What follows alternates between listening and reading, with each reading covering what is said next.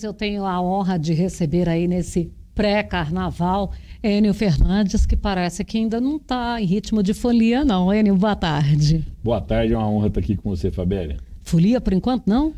Esse ano não vai ter jeito, não. O mercado está muito volátil, né? Tá certo. Enio, falar em mercado não tem jeito, né? O assunto é esse. Qual é a situação de hoje, sexta-feira, dia 9? Não, o mercado, na verdade, nós estamos com uma divergência de safra muito grande. O USDA soltou ontem 156 milhões de toneladas, a Conab soltou 149,4 milhões de toneladas. Você vê uma diferença, um range muito grande, né? Apesar de tudo, é uma quebra de safra. A gente ia colher 164, 163, então, pegando os números da Conab, nós perdemos 13 milhões de toneladas, né? Então, é uma quebra importante. Mas se você fizer a conta, vamos pensar junto aqui. Vamos pegar o parâmetro da Conab como certo. Se você pegar a safra passada, o Brasil colheu 154, a Argentina colheu 25. Vai dar 170 e poucos milhões de toneladas, 175. Se eu pegar hoje 149 da Conab, mais 50 da Argentina, é 199 milhões de toneladas. Então, apesar da quebra, a América do Sul está entregando mais soja do que o ano passado. E no momento que as taxas de juros estão altas, 5,25 nos Estados Unidos, né? A taxa de juros alta, ela contrai um pouco a demanda, contrai um pouco a economia. E aí o produtor tem que estar atento, né? Hoje nós estamos trabalhando num range, num diferencial de preço entre um suporte de 11,60 dólares por bushel, os mais técnicos falam bushels points, 11,60 bushels points até 12,10 bushels points. Se você me perguntasse isso há um mês atrás, o número era de 12 a 12,50 bushels points. Então, nós estamos numa curva de acomodação. Na nossa visão, os próximos 20 dias, 30 dias vão ser cruciais. Por quê? Porque grande parte da safra já entrou, a gente vai ter uma pressão de safra menor depois em final de março, né? Então, o produtor com um pouco de cuidado, ele vai ter oportunidade de travar sua soja nos preços melhores um pouco. Ele só não pode ter que vender no momento que todo mundo vai vender. Então, olhar seu fluxo de caixa, construir para você não precisar de dinheiro até abril, que aí daí em diante seu caminho vai ser mais ameno. E aquele que está mais assim, necessitando de dinheiro, que ele tem que cumprir contratos, ele tem que pagar? Essa pergunta sua é muito perspicaz. Vamos lá. O mercado deu oportunidades para você travar preços nessa região de 119, 120, 125. 125 foi curto, mas 120, 119 deu um bom tempo. Acima de 110 deu. Quem já travou 35, 40% da sua safra, está relativamente tranquilo. E o outro? Bom, o outro infelizmente não se protegeu, tomou um risco na mão e o plano não deu tão certo. Dívida precisa ser paga, ele vai vender agora, né? E ele vai vender e vai pegar um preço baixo nesse momento.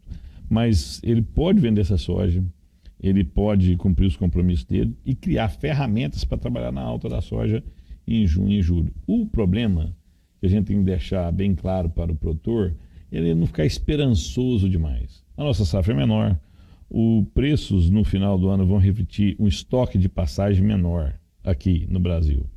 O interessante é o seguinte, quando você olha o USDA e Conab, todos projetam estoque final no Brasil pequeno de soja, relativamente pequeno. Então isso dá sustentação nos preços, mas muita atenção na estrutura dos preços no médio e longo prazo. Nós estávamos numa curva de alta, o mercado estava em altas seguidas. Nós estamos conversando numa curva de baixa. Junho e julho vai ser fundamental para o produtor analisar a venda dessa safra que ele colheu e também proteger para o próximo ano. Por quê? Porque vai decidir a produtividade dos Estados Unidos da América. Se nós tivermos algum probleminha de produtividade lá, nós vamos ter preços mais saudáveis no ano que vem. Mas se for uma boa safra nos Estados Unidos, e a tendência é de ser uma boa safra, pelo clima que está se projetando, nós vamos ter preços abaixo de 11,50, 11 dólares por bushel em maio de 25. Então, junho e julho vai dar oportunidades para vocês protegerem a safra que vem. E Falar do dólar, eu acho que fica até complicado, né? Porque às vezes 11 bushels a gente teria aqui uma oportunidade melhor se tivesse um dólar em alta. Mas o nosso dólar está ali estabilizado também. Por enquanto não tem alguma projeção ou algum movimento que viesse para uma tendência de alta. Quem assiste Sucesso no Campo sempre pega uma dica boa. Vou dar uma dica boa para vocês. Toda segunda-feira, 9h30 da manhã, você vai digitar no Google Boletim Focus do Banco Central.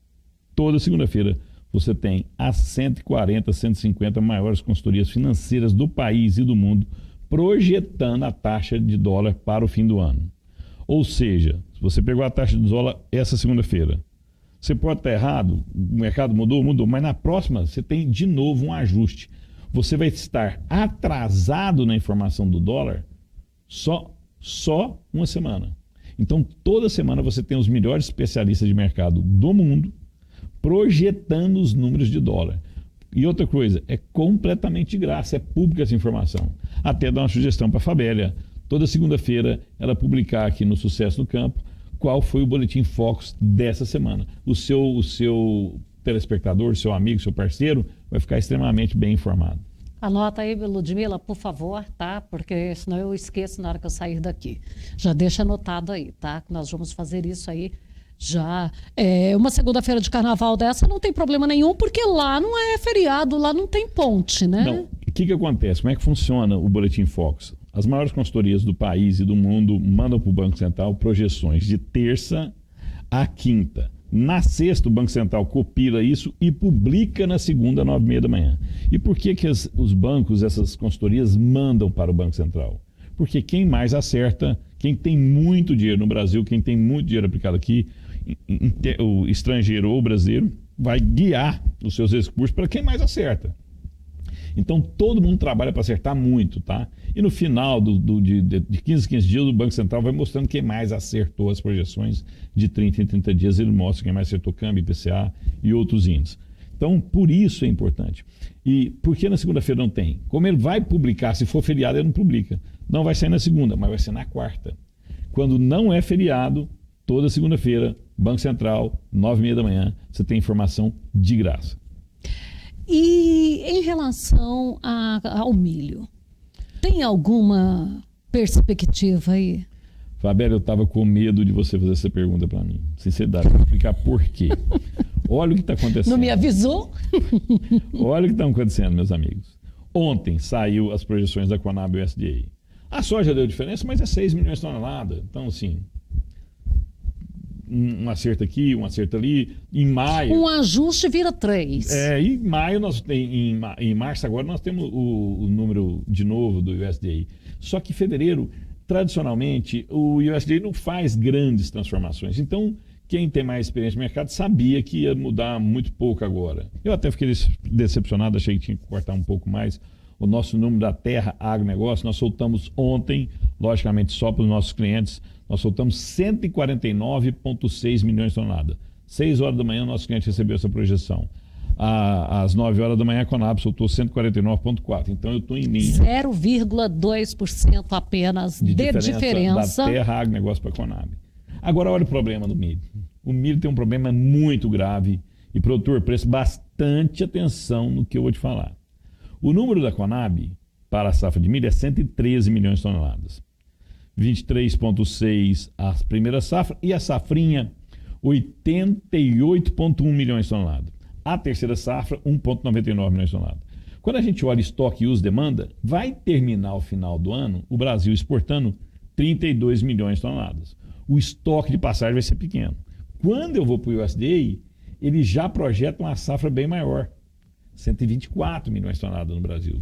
Só que ao invés de exportar 32, o USDA fala que o Brasil vai exportar 52. Os estoques de passagem no final, o nome é carry out, o nome técnico, o estoque no fim do dezembro, do janeiro ele vai ser pequeno, no dezembro ele vai ser pequeno, de ambos os casos. Mas não quer dizer que é a mesma visão de mercado. Pensa comigo. Para eu exportar 32 milhões de toneladas, o Brasil esse ano exportou quase 55, eu preciso restringir muito a exportação, porque eu vou cair de 55 para 32. Para restringir a exportação, o que eu faço? Eu preciso subir preço. o comprador internacional não vir buscar Não ter aqui. interesse. Ou menos interesse. Correto? Uhum. Então, quando eu olho para a Conab, tranquilo, sinalização de alta. Aí eu pego o USDA. Eu exportei 55, vou exportar 52. No momento que os Estados Unidos também projeta exportar 52. Então, é o Brasil e os Estados Unidos brigando por mercado. Se eu vou exportar 52, os preços vão ter que ser baixos para eu ter competitividade internacional.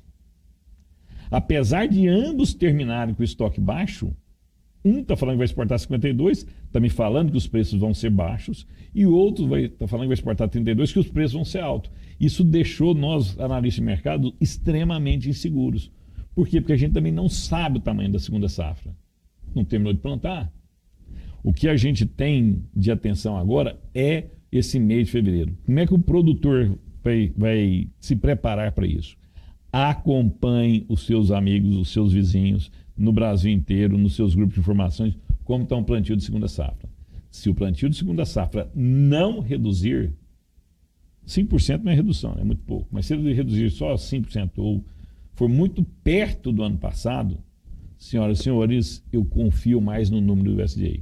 Agora, se nós tivermos redução no plantio de segunda safra, perto de 10%, 15%, agora em fevereiro no Brasil, aí o número da Conab está certo. Então nós vamos ter essa resposta perto do dia 10 de março, que é onde terminou grande parte do plantio no coração do Cerrado brasileiro. A notícia boa é que abril, os 10 primeiros dias de abril, estão projetando boas chuvas. Não chuvas excessivas, mas boas chuvas. Quem está plantando agora, em abril, esse milho vai estar com 60, 60 e poucos dias, né? E vai ser bem no pendoamento do milho, quer dizer, as perspectivas são boas de produção. A dúvida é o tamanho da safra. As vendas de semente ainda estão abaixo. Mas o milho, esse ano, vai ser a cultura mais difícil de você acertar preço. Porque quando eu souber o tamanho da segunda safra, quando os outros analistas souberem, o mercado vai saber. O mercado vai saber. Então, se a segunda safra plantar bem, eu vou saber que vai ser uma oferta boa, o número do USDA está correto, eu vou correr para travar negócio, o mercado já vai estar caindo. Se não plantar a área que o USDA projeta e a Conab esteja certa, os preços vão subir. Só que eu vou saber e o mundo vai saber também. Então, meus clientes que precisam comprar o produto, não tem como eu chegar tão na frente. Então, este ano, as informações do milho, acertar o preço do milho, vai ser extremamente mais desafiador que nos outros anos. Bom, nosso tempo está esgotado. Eu quero te agradecer pela disponibilidade. Sempre a gente te convida, você está aqui presente. Muito obrigada, um bom fim de semana, um bom carnaval.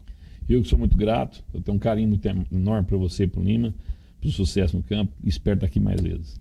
Com certeza. E olha, essa situação é tão delicada em relação ao milho, porque, imagina, se o USDA acerta, o produtor vai ter preço baixo.